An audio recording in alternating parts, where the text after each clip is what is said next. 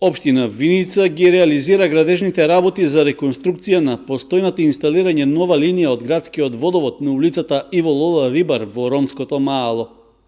Инвестицијата се изведува со грант од над 300.000 денари, добиени со проектот за имплементација на стратегијата и декадата на ромите, а што се наменети за решавање на клучните инфраструктурни проблеми во населбата.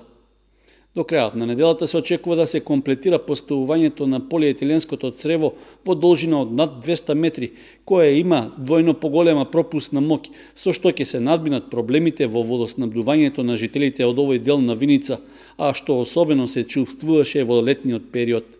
Веќе е изградена и бетонска шахта со соодветен затворач, пошто ќе следуваат активности за приклучување на секое домакинство на главната водоводна линија.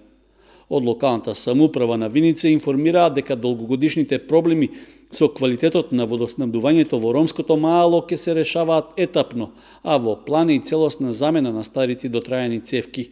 Во рамки на решавањето на инфраструктурните проблеми, веќе се инвестирани над 1 милион денари за изградба на потпорни ѕидови на неколку ризични локации во населбата. По реконструкцијата на главната водоводна мрежа ќе следува и асфалтирање на улицата Иво Лола Рибар.